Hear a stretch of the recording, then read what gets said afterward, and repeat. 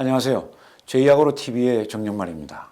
한국 농업의 현재와 미래라는 주제로 귀한 분들을 모시고 우리 현재의 농업을 바로 보고 또 직시해서 알고 미래 농업을 위해서 배우고 연구를 해서 미래 농업을 보존하고 발전시키는 데 뜻을 두고 이 프로를 진행하게 되었습니다.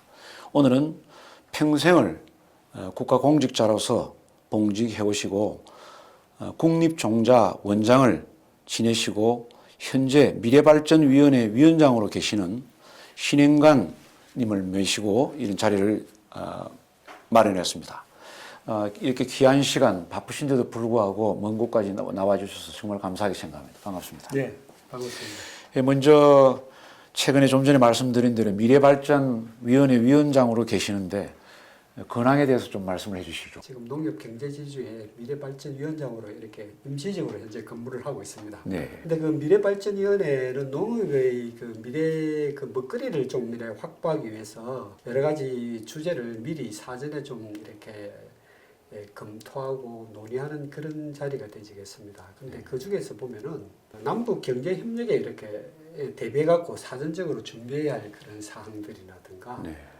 그 다음에 농협이 보면은 그동안 상당히 그 소홀히 해온 그 국제협력 사업들이 있습니다. 그래서 앞으로 개도국이라든가 이런 게 내가 우리 농협, 대한민국 농협의 어떤 발전 경험을 이렇게 이제 개도국에다가 전수해주는 그런 사업과 그 다음에 미래 먹거리 확보를 위한 어떤 그 농협에 적합한 어떤 사업을 이렇게 개발을 하는 그런 업무, 그 다음에 또 국가기관하고 공공기관하고 그 협력하는 사업을 발굴하는 그런 일을 그 미래발전위원회에서 이렇게 논의를 하고 있습니다. 미래발전위원회 위원장님으로서 이렇게 일을 하고 계시면서 특히 저희들이 이제 관심이 기울이시는 것은 아직까지 열악한 상태에 있는 북한하고의 관계, 또 북한을 돕는 문제, 그리고 해외 원조나 해외 개발 문제, 그렇죠. 이런 데 아마 깊숙이 관계를 하시는 것 같습니다.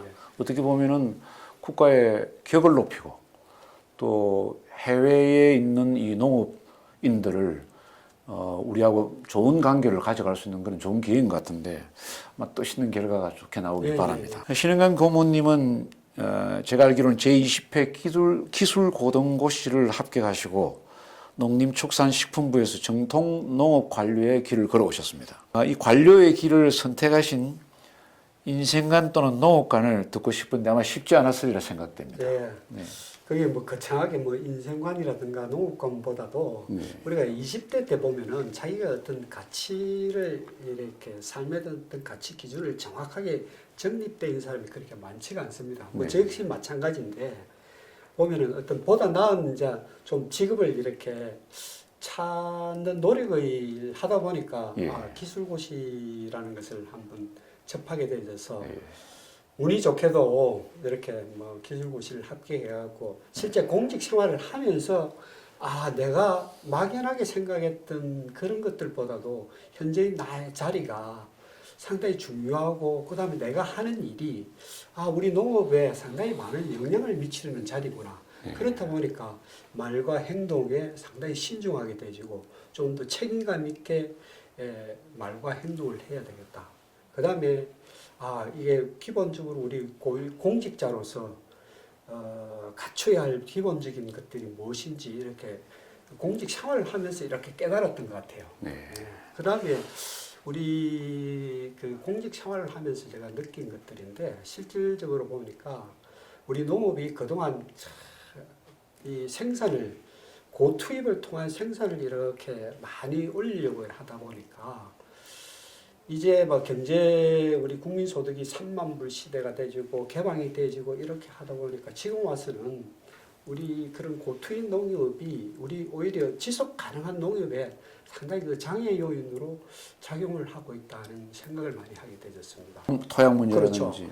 뭐 그동안은 많은 비료를 투입을 한다든가 그 외에도 어떤 용수의 오염 문제, 이렇게 토양의 어떤 환경이 많이 변화가 되었고 그 외에도 보면 우리가 각종 농약이라든가 농자재 이렇게 보면은 우리 농촌 시골에 가면 상당히 이게 제대로 관리가 안 되지고 있는 시점입니다. 앞으로는 우리가 고투입 농업보다도 국민들이 보다 품질 좋고 안전한 먹거리가 요구가 되지 않습니까? 네. 그게 맞는 소비자들이 요구하는 그런 품질 좋고 안전한 농산물을 생산할 수 있는 우리 생산 기반을 우리 농업이 스스로 갖추고 나가고 품질 관리를 스스로 해나가야 되는 게 가장 중요한 관건이라고 지금 생각되지.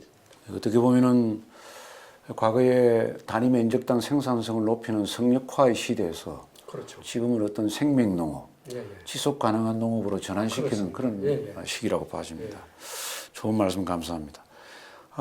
농림축산식품부 산하의 그 국립종자원에서 예, 예. 원장을 거치시면서 많은 아마 농업 정책을 입안하고 집행하셨는데 그동안 역점을 두고 정책을 입안하시고 시행하셨던 것들은 주로 어떤 것들?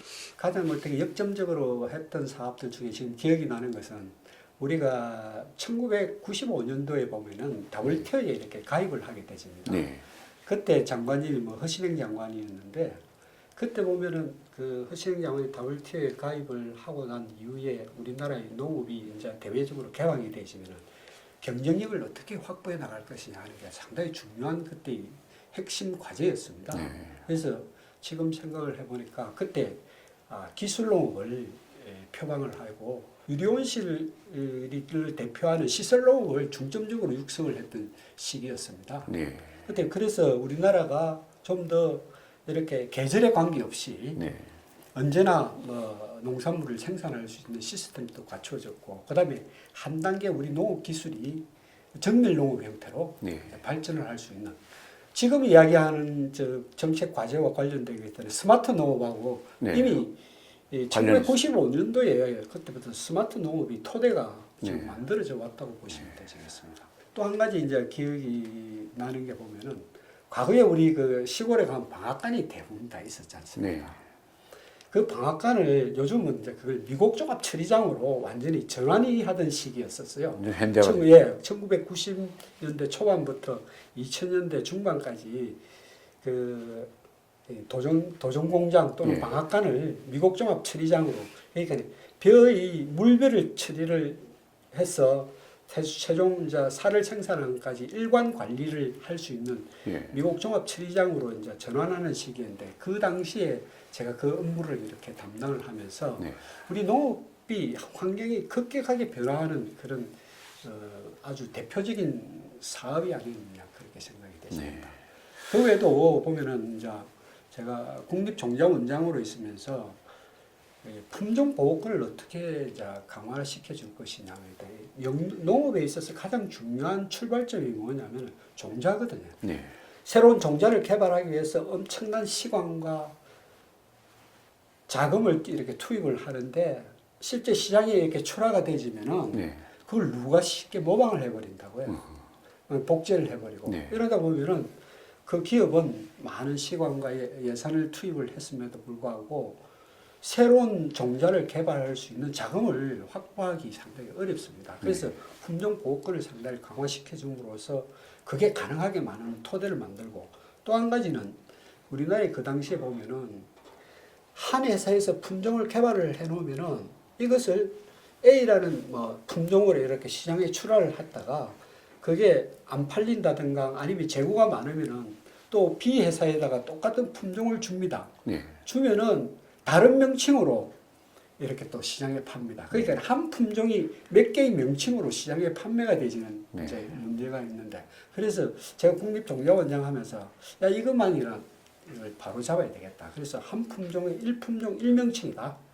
그래서 상당히 그 우리 종자 시장의 유통 질서를 이렇게 바로 잡는데 네. 내 나름대로 기여를 했다고 생각이 하고 있습니다. 어떻게 보면 원장님께서 전임자들께서도 물론 노력하셨겠지만은 현장을 정확하게 파악하고 있었다라는 그런 생각이 듭니다. 개인적인 생각입니다만은 우리나라 농산업 분야에서 농약이라든지 농자재라든지 많은 회사들이 헌신적인 노력을 해왔습니다만 특히 이 종자 회사들, 종묘 회사들이 번 돈을 재투자를 대부분 해서 오늘날 우리나라 그 종자 발전이 많이 있었지 않느냐 그렇죠. 그런 생각이 듭니다. 예. 참 의미 깊은 시기에 예, 근무하신 것 같습니다. 그래도 많은 보람도 있었겠습니다만 이 현실 벽에 부딪혀서 좌절도 또 느끼거나 네. 아마 여러 가지 기억에 남는 일화도 있었겠습니다. 예, 예. 네, 그런 점은 그게 지금 이렇게 생각해 보면 2010년 11월 달에 우리나라에 구제역이 대규모 구제역이 이렇게 한번 발생을 한 적이 있습니다. 예. 그때 제가 축산정책 과장을 담당을 하고 있었는데 그 당시에 돼지가 무려 330만 마리, 소를 한 15만 마리 네. 정도를 다 매물을 살처분 시켜서 매물을 시켰습니다. 그때 네. 피해액이 얼마 정도 나냐면 약 3조 원 정도 피해가 3조 원씩이나. 예. 네. 그 전에는 보면 소규모로 이렇게 구제액이 발생하고 AI가 발생하고 네. 이렇게 되는데 그 당시에는 상당히 대규모로 구제액이 이렇게 발생이 되지다 보니까 네. 그래서 그 당시에 그동안까지는 이 백신을 사용을 안 했었습니다. 네. 그 질병을 예방을 하기 위해서 사전에 백신을 투여를 하면 그런 대규모 이런 전염성이 강한 질병은 발병을 차단을 좀 시킬 수가 있는데 네. 이 돼지고기를 외국으로 수출을 하기 위해서 그 백신을 하게 되면 수출을 할 수가 없거든요. 그러다 보니까 이게 방역을 좀 담당하는 쪽에서는 상당히 반대를 많이 했었습니다. 그러나 그 당시에 구제액이 하도 전국적으로 이렇게 발생이 되시다 보니까 이제 백신을 도입을 하게 되셨고 네. 그 다음에 그 백신을 도입을 하면서 좀 한 4개월, 한 11년 4월 달 정도 돼갖고 이제 구제액이 점차 이제 잡혀가는 그 시기에 네. 제가 포스트 구제액 대책을 사실에 준비를 하고 있었습니다. 네. 근데 그때 아주 그 근본적으로 이 질병 문제를 해결할 수 있는 것은 우리 국토가 수용할 수 있는 범위 이상으로 너무 많은 가축이 지금 우리나라에서 사육이 되지고 있다. 그래서 이 사육두수를 좀 총량으로 이렇게 관리를 할 수 있는 제도를 좀 도입을 할 필요가 있다는 생각을 하게 되었습니다. 그래서 제가 그 지역 단위로 양분 총관리제라는 제도를 이렇게 검토를 했었습니다. 그 우리 토양이 네. 토양에 보면은 뭐 비료, 네. 그다음에 퇴비, 네. 그다음에 각종 뭐 외부에서 유기물이 들어가고 이러지 않습니까? 네. 그래서 우리 토양이 수용 가능한 범위 내에서 우리 가축을 사육두수를 좀 제한을 하고 싶었었어요. 근데 그때 뭐 여러 가지 그 검토를 하는 과정에서 아직 우리 환경에 도입을 하기에는 주변 인식이 네.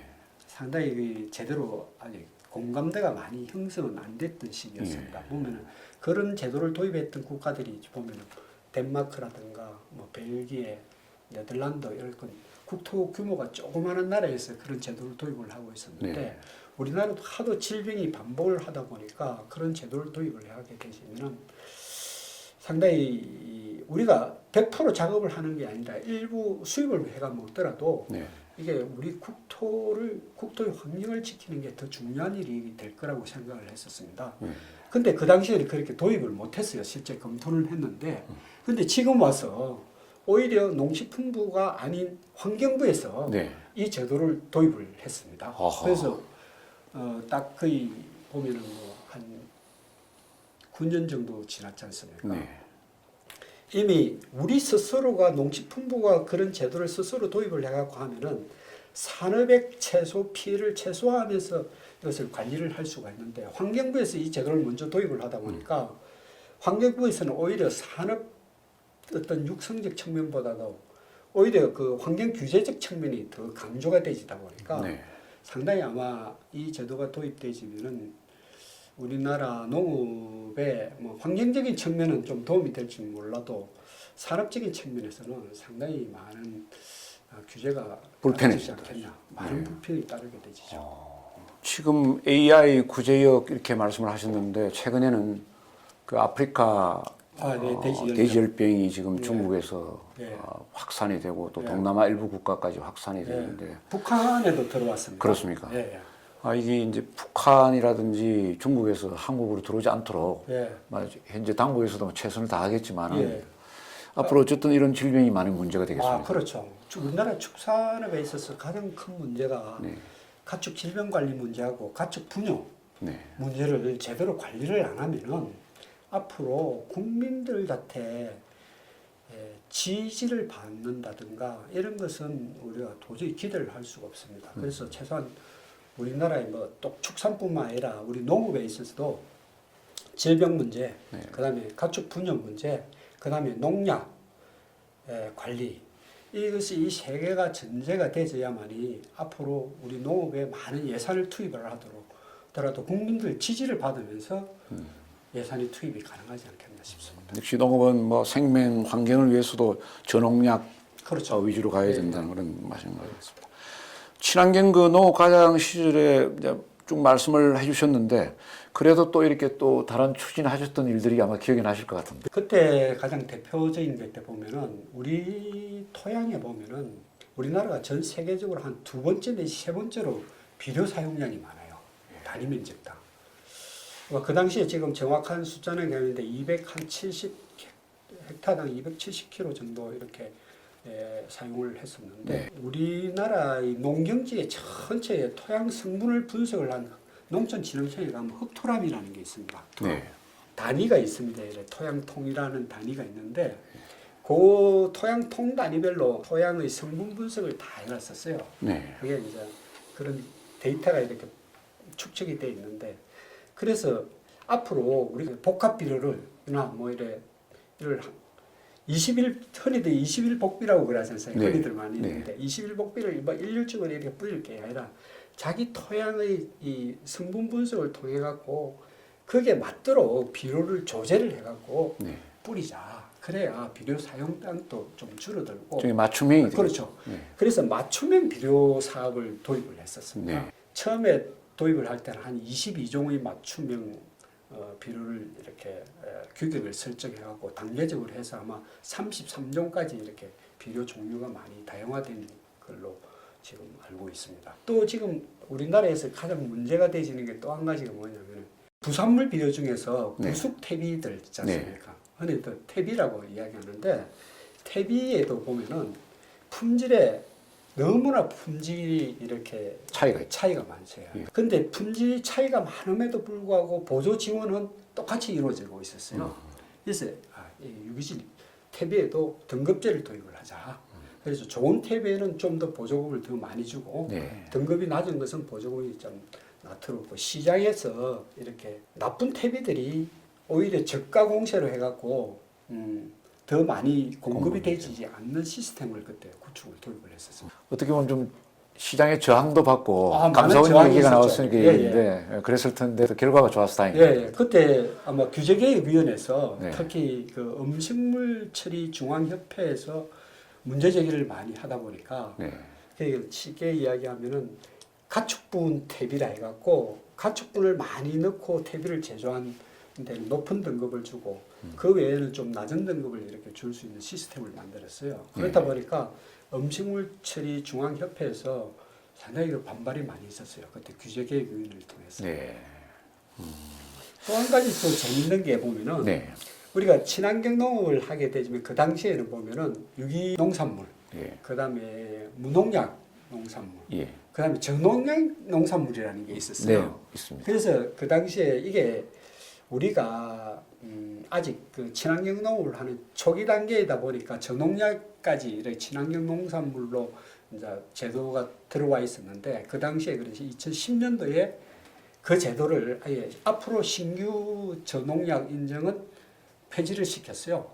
폐지를 시키고 그게 완전히 폐지되기까지는 이제 일정한 유예 기간을 두고 갖고 15년도에는 신규 인정은 10년도에 이제 그만두고 15년 되면 완전히 이제 저농약 농산물이라는 게 없어집니다. 제도가. 그때 이제 그런 제도를 또 냈고 그 외에도 보면은 이제 그 당시에 유기식품 있지 않습니까? 유기농산물을 이용해 갖고 식품을 만드는 건 유기식품 인증제도를 그 당시에 또 이제 도입을 준비를 했었습니다. 그래서 과거에는 친환경 농업 육성법에서 친환경 농업 육성 및 유기식품 지원 관리 지원에 관한 법률로 이 법률 명칭을 완전히 바뀌어갖고 아마 12년도에 그게 완전히 이제 법이 바뀌었습니다. 그 준비는 사전에 제가 있을 때 준비를 했었죠. 제가 이 자리에서 듣는 것만으로도 수용하기 어려울 정도로 많은 그 일을 해오셨습니다. 이 자리를 빌어서 우리 국민들을 대표해서 감사드린다는 그런 말씀도 좀 드리고 싶고요. 뿌리의 기능과 내병성 이론은 우리나라 토양의 구조는 호달에 가까워 물을 자주 주면 뿌리가 윗부분에 형성되어 쉽게 죽거나 병들게 됩니다. 이를 방지하기 위해 습한 상태에서도 뿌리 기능 재생을 돕는 뿌리 강화 생육 증진용 제제를 관주해주면 깊고 넓게 분포된 뿌리가 형성되어 안정된 결과를 보장합니다.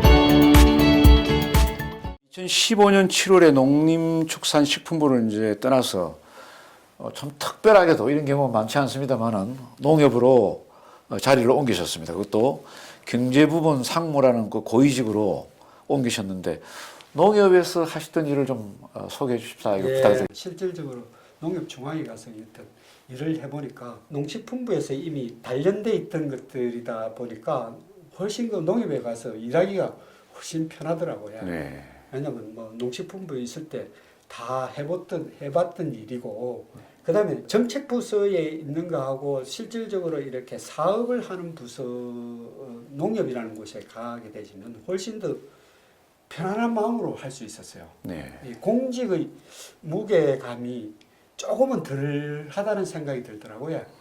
그래서 그 농협 중앙에 가서는 좀 더 적극적으로 일을 할 수 있는 기회를 또 부여를 받았어요. 네. 특히 농협의 경제 사업을 총괄하는 부서였어요. 네. 그래서 거기서 가장 이제 재밌는 일이 보면은 그 농협 중앙회가 그 금융지주와 경제지주로 이렇게 분리되도록 돼 있었어요. 예, 그렇습니다. 그 제가 15년 8월달에 이제 농협 중앙회를 갔는데 1단계는 이미 그 농협에 보면 경제 관련 그 자회사들이 1단계를 일단 분리해가 나가 있는 상태였었어요. 네. 그 외에 보면은 공공성을 띠는 업무들은 아직 중앙에 그대로 남아 있었어요. 시작은 했지만은 그렇죠. 과정이 있었다. 예, 과정에 있었어요. 그래서 제가 17년 1월 달에 돼 갖고 완전히 우리 경제와 관련된 모든 업무가 경제 지주로 완전히 분리돼가 나갔어요. 네. 그래서 그 분리 작업을 가서 제가 하게 되었습니다.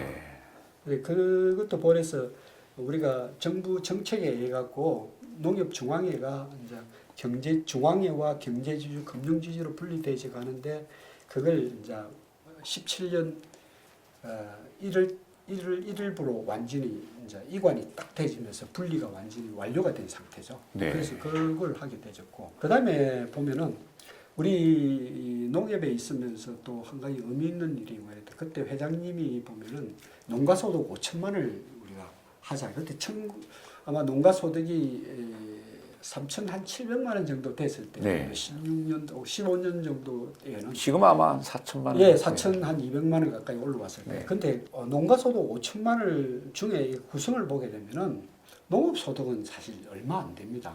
한 1,200만 원 정도 됩니다. 농외 소득이 그만큼. 그렇죠. 많거든요. 농해 소득하고 이전 소득이 대부분이거든요. 네. 그래서 이게 농산물을 제대로 하려면은 생산비를 줄이고 뭐 이런 것도 물론 중요하지만은 가장 중요한 것은 제값을 받아야 된다. 네. 농산물을 제값을 받으려면은 결국 제값을 받으려면은 농산물 수급을 안정시켜줘야 되는 문제가 있습니다. 그래서 농가 소득 5천만을 달성하기 위해서 농업 소득을 향상을 시켜야 되고 농업 소득을 향상시키려면은 농산물을 제값 받아야 된다. 생산비도 낮추고 값을 제대로 받을 수 있도록 우리가 제도적으로 이걸 어떻게 보장을 해 나갈 것이냐. 이것은 물론 농협만으로 단독으로 할 수 있는 일이 아니고 농식품부하고 협력을 해서 농산물 제값받기 운동을 대대적으로 추진을 했었습니다. 결국 유통 문제겠죠. 아, 그렇죠. 네. 그 다음에 보면은 또 뭐 중요한 의미가 있는 게 한 가지 보면은 농협에 가면은요, 농협 은행도 있고, 네. 농협에 뭐 카드도 있지 않습니까? 네. 농협 그 다음에 농산물을 판매하는데 보면 농협 하나로 마트가 농협 경제지주에서 직접 운영하는 게 한 60여 곳이 되시고, 그 다음에 지역조합에서 운영하는 게 한 2,200개 가까이 되십니다. 네. 그러니까 이런 농산물 판매 유통 조직을 거의 전국적으로 완벽하게 갖춰져 있잖아요. 네. 그 다음에 그 농협의 중앙에 보면 약 자회사가 34곳 정도가 있습니다. 예. 그런데 이 각각이 각자 그 포인트를 이렇게 뭐 물건을 구입을 한다든가 이용을 하게 되면 예. 우리가 포인트를 적립을 하지 않습니까?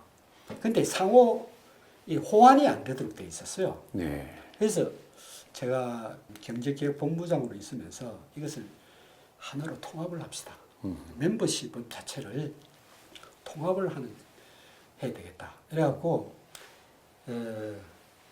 1124개 지역조합, 그 다음에 중앙의 계열사들, 그 다음에 우리 은행, 카드, 이렇게 전체가 하나의 카드로 어디나 가서 사용을 할 수 있도록, 그 다음에 또 농협하고 제휴가 돼 있는 다른 민간 기업하고도 상호 언제든지 그 적립된 포인트를 사용할 수 공유를 있도록, 할 수 있도록. 공유를 할 수 있도록 네. 시스템을 완전히 구축을 했었습니다. 어. 그래서 그게 상당히 의미 있는 일이었고, 우리 그 농협이 보면 유통자회사가 5개나 있습니다. 네. 이 5개 회사가 지금 뭐 이마트나 보면은 롯데마트나 보면 중앙에서 한 회사가 전체가 그 움직여져 있지 않습니까? 네. 그리고 구매라든가 뭐 조달이라든가 이런 것들이 한 곳에서 다 이루어지는데, 저희들 같은 경우에는 5개에서 회사가 각각 5개가 있습니다. 네. 각각 이렇게 하다 보니까 그 구매 단가가 상대적으로 올라갈 수밖에 없죠. 네. 그래서 이걸 유통자회사를 운영을 통합을 시키자. 그래서 그 통합 작업을 하다가 뭐 마무리는 못 지었는데요. 아마 금년 정도 말 되면은 거의 아마 통합이 되지 않겠나 지금 네. 예상을 하고 있습니다. 그다음에 그 외에도 보면은 참 의미 있는 일 중에 어느 기관인 MOU를 상당히 많이 합니다. 서로 네. 잘 하자, 예. 협력을 하자 이렇게 하고 MOU 협약식만 딱 해놓고 사실 덮어놓고 제대로 그 추진이 안 되지는 게 현실이거든요. 영두삼위로 그러는 게 그렇죠. 근데 제가 가서 한 게 참 의미 있게 추진했던 게 농촌진흥청하고 우리 농협하고 협력 사업을 이렇게 하면서 MOU를 체결을 하고, 야, 이것을 실질적으로 제대로 좀 한번 해보자. 그래서 농촌진흥원은 기술을 개발하고 새로운 품종도 개발하고 영농 기법도 개발이 되지고 있잖아요. 근데 이게 보급을 제대로 시켜야 되는 문제가 갖고 있지 않습니까? 네. 보급을 시키고 또 생산된 물건을 팔아야 될 그 네. 문제, 그런 과제를 농촌진흥청에서는 안고 있는 문제고, 저희들은 이제 판매망을 갖고 있고, 그다음에 자금도 농협에서는 많이 있지 않습니까? 예. 그러니까 판매망과 자금, 그다음에 기술 이걸 결합시키는 작업을 제가 했었습니다. 그래서 농촌진흥청하고 구체적으로 협력 사업을 24개 과제를 이렇게 설정을 해갖고 과제 담당자별로 이렇게 서로 미팅을 하고 협력을 하게 하고, 진도 체크를 저희들이 상반기 한번 하고 하반기에 이렇게 하게 되죠. 추진 상황을 계속해서 그렇죠. 추적하고 점검하는 네, 거죠. 점검을 해갖고 그다음에 모여갖고 합동 세미나도 이렇게 하고 네. 이렇게 함으로 실질적인 협력이 가능해지더라고. 대표적인 게 뭐냐면 새로운 품종이 개발되었는데 농촌진흥청에서 농가에 이제 실증 시험을 하기 위해서 농가에서 재배를 시키지 않습니까? 네. 이게 소규모로 재배를 하거든요. 그러니까 이걸 판매할 때가 적당하지 않습니다. 그래서 저희들이 그걸 전량 팔아주는 하게 되죠. 그다음에 또 한 가지 재밌는 게 보면은 농촌진흥청에는 코피아를 해갖고 해외에 정확한 숫자는 모르겠는데 한 30여 개소의 해외에 이렇게 진출이 돼 있는데, 거기 보면 우리가 농업바이오에서 개발한 종자를 해외 적응 시험 같은 걸 할 때 네. 그쪽을 통해서 이렇게 한다든가 상당히 그 좋은 협력 사업을 할 수 있는 코이카고도. 그렇죠. 네. 네. 이제 농촌진흥청에서는 그걸 코피아라고 그러거든요. 네. 코피아 센터에서 그런 걸 한다든가. 그래서 그렇게 협력할 수 있는 사항이 의외로 많이 있습니다. 예. 그걸 찾아갖고 잘 관리를 해야 되는데, 그걸 담당자인데만 맡겨놓으면은요, 조금 하는 흉내만 내다가 실질적으로 슬그머니 그냥 그 없어집니다. 또 사실. 바쁘다 보니까. 예, 자기 업무에 이렇게 매이다 보면은. 네. 그래서 앞으로 그 기관 간의 그런 협력 사업들을 찾아갖고 여러 가지 거창하게 뭐 협약식을 한다 이런 것보다도 한 개의 주제라도 제대로 성과를 낼 수 있도록 관리를 해나가는 게 중요하지 않겠나 싶습니다. 그래서 그런 측면에서 농촌진흥청과 농협의 그 협력 사업도 잘 진행이 되지고 있고, 네. 그게 상당히 제가 보람 있는 일 중에 하나가 됐습니다. 참 우리 민간인으로서는 존경을 떠나서 뭐 경외스럽기도 하지만은 또 감사하기도 한 일입니다. 어쨌든 아닙니다. 그렇게 노력을 해주셔서 한국 농업에 기여를 해주셨는데 이 농협을 바라보는 눈이 대부분 긍정적이지만은 너무나 또 커졌다. 세계 속에서 아마 대표적으로 성공한 케이스죠, 한국 그렇죠. 농업이. 그래서 좀 더 우리 농민들한테 좀 더 기여할 길이 없느냐 하는 이런 시중의 바람도 있다는 것을 아마 예, 예. 기억을 하시게 될 것 같습니다. 예, 실질적으로 많은 문제도 사실 안고 있죠. 네. 여러 가지 내부적인 개혁을 해야 할 사항들이 많이 있습니다. 그래서 그런 부분들은 농식품부하고 농협중앙회가 스스로 개혁을 해나가는 모습을 보일 때 국민들로부터 좀 지지를 받지 네. 않겠나 싶습니다. 일선에서 봐도 지금 일선 농민들을 만나는 농협 담당자들이라든지 또 연구직 또 지도직들이 정말 뭐 많은 공부를 하고 있고 노력하는 것을 볼 수 있었습니다. 예. 그래서 한국 농업의 미래가 밝지 않느냐 하는 그런 생각도 해봤습니다. 농협에서 이 친환경 농업에 대한 어떻게 보면 다른 분들보다도 좀 특별히 더 지대한 관심을 가졌던 것 같아요. 특별히 또 유기농업이라든지 네. 이런 데 더 많은 좀 전에 말씀대로 관심을 기울이고 또 노력을 해오시고 입안을 해오셨는데 그 중에서도 또 막 가장 이 기억에 남는 일화가 있다면 어떤 네. 것들이 있어요? 그게 지금 우리나라 친환경 농산물에 있어서 가장 큰 문제가 뭐냐면은 일단 생산하는데도 어떤 기술적인 측면, 그다음에 판로 문제, 네. 그다음에 소득 문제, 뭐 이런 일단 생산자 측면에서 보면은 그런 문제를 갖고 있습니다. 네. 그다음에 소비자 측면에서 이렇게 보게 되면은 이게 너무 비싸다. 예. 그다음에 이게 믿을 수 있느냐? 그다음에 뭐 구입을 하고 있어도 쉽게 구입할 곳이 마땅치 않다. 네. 뭐 이런 문제들이 사실 갖고 있습니다. 일반 농산물처럼 이렇게 뭐 대규모로 이렇게 유통이 되지는 게 아니고 소규모로 이렇게 거래되지다 보니까 친환경 농업하는 분들이 상당히 참 어려움이 많습니다. 보면 네. 생산뿐만 아니라 소비 유통시키는 데 있어서도. 네. 그래서 우리 농협이 상대적으로 보면은 친환경 농업은 친환경 농업 단체 중심으로 이게 움직여집니다. 그러다 보니까 농협의 역할이 상대적으로 적어요. 네. 다른 일반 농산물에 비해서. 그런 측면에서 보면 우리가 가장 잘할 수 있는 게 뭐냐? 팔아주는 게 아니냐? 그래서 우리가 전체에 있는 우리 농협 하나로 마트에 네. 친환경 농산물 전문 판매 코너를 좀 만들자. 해갖고 이제 그런 판매 코너를 설치하는 문제 한 가지 하고 또 한 가지 그 현안으로 대두됐던 게 뭐냐면은 친환경 농산물 의무자조금 제도를 이제 도입을 하려고 그러는 의무자조금. 그렇죠. 네. 의무자조금 친환경 농산물을 누구나 하게 되지면은 스스로 자조금을 내 갖고 스스로 어떤 소비도 촉진시키고 네. 이렇게 할 수 있는 그 제도를 정부에서 추진을 하고 있었는데 그 과정에서 이게 민간 주도로 이제 움직이게 되집니다. 네. 그렇다 보니까 친환경 농산물을 이렇게 재배하고 생산하는 지역 조합들의 네. 참여를 안 하려고 합니다. 왜냐하면 주도권을 그 민간 의무자조금 단체가 민간 중심으로 움직이다 보니까 그런 갈등이 이제 내부적으로 있게 되지죠. 네. 그래서 그분들을 설득을 시켜갖고 이것은 우리가 대승적 차원에서 우리나라의 친환경 농업이 좀 더 발전을 하고 스스로 수급 조절도 하고 홍보도 하고 판매 네. 촉진도 할 수 있는 시스템을 정부가 만들려고 하는데 좀 농협이 적극적으로 참여를 해주시면 좋겠다고 그 조합장님들을 설득시켜갖고 네. 참여를 하게 했던 게 상당히 의미 있는 일이었던 네, 것 보람이 같습니다. 있었겠습니다. 예, 예.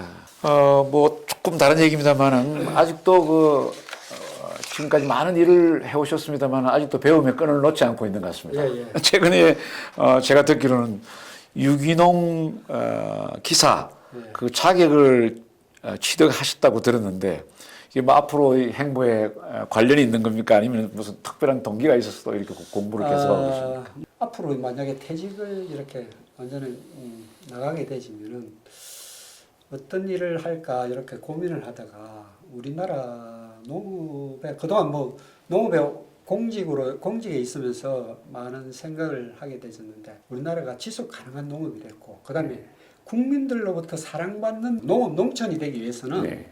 결국 농업 환경이 우리가 농업 활동을 통한 환경 오염은 좀 최소화시키고 나가야 되지 않겠느냐. 그래서 앞으로 남은 시간들을 농촌 환경을 이렇게 지키는 활동에 뭐 조금이나마 나름대로 한번 해봤을 수 있으면 좋겠다 싶어서 네. 유기농업 자격증을 취득을 하게 되었습니다. 그래서 가장 중요한 것은 우리가 결국은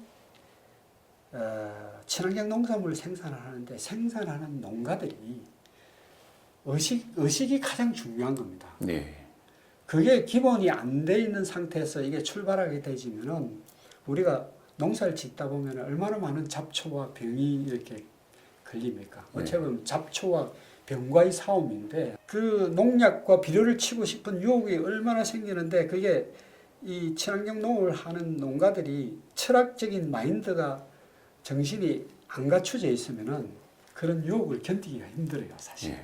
그래서 앞으로 뭐 조그마한 일을 할 수 있다면은 우리 농가들을 좀 친환경 농업과 관련된 교육에 작은 힘이나마 될 수 있으면 기회를 한번 잡아보고자 자격을 취득하게 되었습니다. 어떻게 보면은 고투입 대량 생산, 그렇죠. 또 성역화 이런 그 농업에서 다소 저투입이 되고 생산성이 떨어지더라도 그렇죠.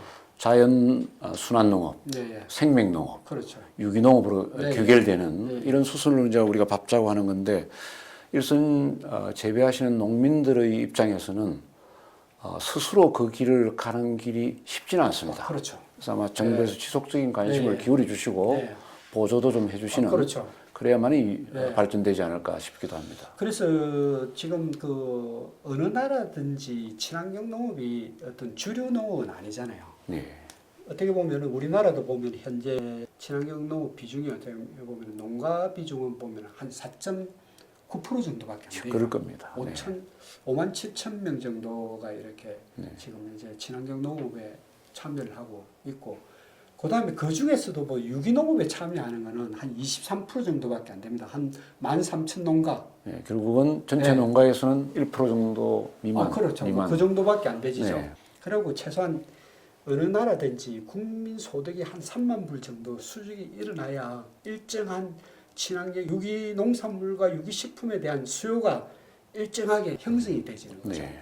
그런 측면에서 보면은 우리나라가 앞으로 유기농업과 유기식품의 시장이 이제는 상당히 안정화로 접어들 수 있는 그런 시기가 되졌다고 어떻게 생각합니다. 보면 지금부터 시작이라고 그렇죠. 봐야 되겠네요. 그래서 지금부터 좀 더 농민들이 제대로 된 유기농산물, 유기식품 그것을 만들게 되면은 상당히 그 일정한 분야의 수요는 안정화시켜 나갈 수 있지 않겠나 그렇게 생각되십니다. 결국 제가 질문 드리고도 싶었는데 유기농업의 미래에 대해서는 긍정적으로 보시는 거예요. 그렇죠. 네. 그 어느 나라든지 국민 소득이 올라가게 되면은 네. 안전한 거, 그다음에 품질 좋은 거, 맛있는 걸 찾게 예. 되지 않습니까? 식생활이. 안전하고 네. 친환경적인 그렇죠. 또 환경 문제도 예, 예, 마찬가지고.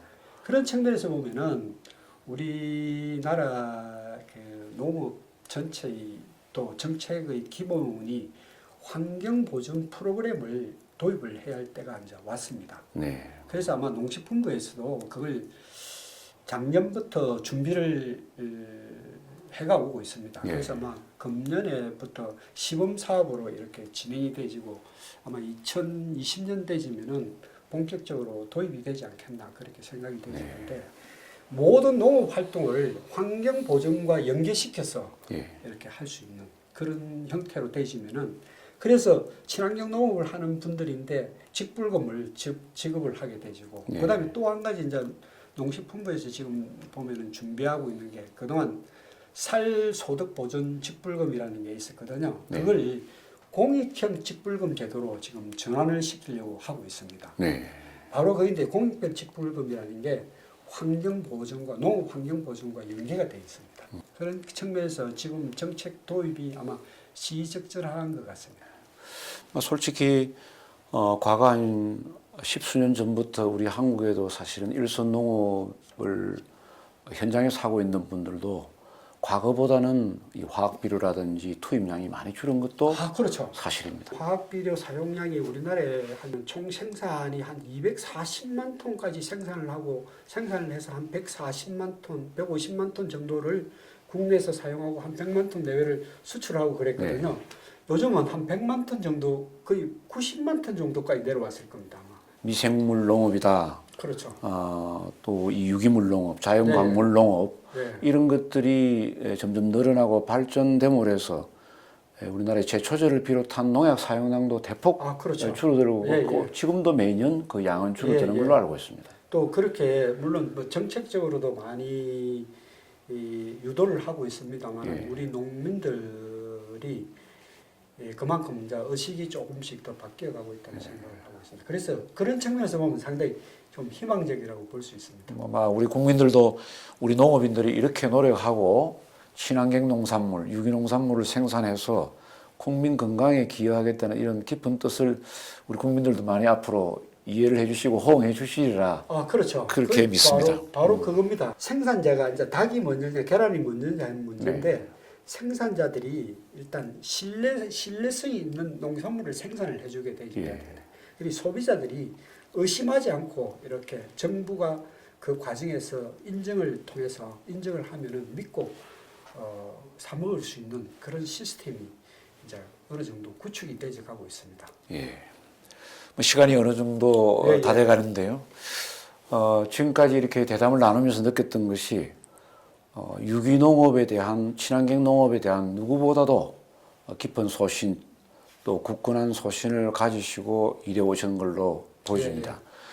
지금까지 말씀을 해주셨습니다만은 그래도 부족한 부분을 조금 더 듣고 싶은데 마지막으로 이렇게 하신 말씀이 우리가 앞으로 대한민국이 이제 농업이 좀 더 발전을 하려면은 단순하게 경쟁력 측면에서는 우리가 아주 외국 농산물하고 경쟁력을 하기가 쉽지가 않습니다. 실질적으로. 그래서 이걸 차별화시켜야 되는데 차별화시키려면은 좀 더 다른 방법으로 영농이 이루어져야 되는데 규모화를 시켜갖고 스마트팜 형태로 고급 농산물을 생산을 하든가 아니면은 대규모 경작을 통해서 생산비를 낮추든가 아니면 그 외에 중소농들을 위해서 친환경 농업을 해서 좀 더 차별화시키는 그런 이런 세분화된 전략을 갖고서 우리 농업 정책이 이제 추진이 좀 되셨으면 좋겠습니다. 그래서 지금 아마 농식품부에서도 그런 전략을 해서 추진을 하고 계시리라 생각이 되시는데 그래서 제가 그런 측면에서 보면은 우리 앞으로 친환경 농업 정책이 좀 더 거시적이면서도 일관성 있게 이렇게 좀 추진이 되실 수 있도록 좀 더 우리 국민들이 좀 더 많은 성원을 보내주시면 좋겠다는 생각이 듭니다. 좋은 말씀 감사합니다. 지금 현재 지구 인구가 약 76억에서 77억 정도 된다고 합니다. 어쩌면 금세기 내에서는 90억 이상을 가리라 이렇게 봐집니다.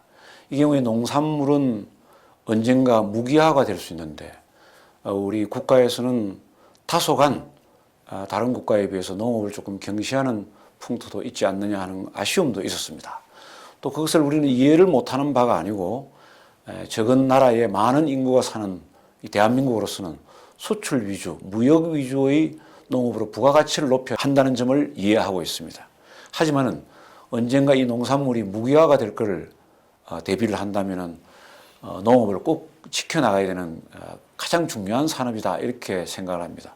특별히 오늘 고위공직자로서 평생을 또 살아오시고 국립종자원장님을 역임하시고 농협으로 옮기셔서 경제상무로서 진두지휘를 해오시면서 우리나라 농업 발전에 기여를 크게 해오신 신행관 위원장님에게 각별히 감사 말씀을 드리고 평생을 농업에 종사해온 저희들로서도 오늘 참 많이 배웠던 그런 자리라고 이렇게 생각합니다. 유기농업, 지속 가능한 농업, 또 생명농업, 친환경 이 농업 분야에서 신행관 위원장님께서 계속해서 활약해 주시리라 믿고 오늘 이 귀한 시간을 내주신 데 대해서 각별히 말씀을 드립니다. 시청자 여러분 감사합니다.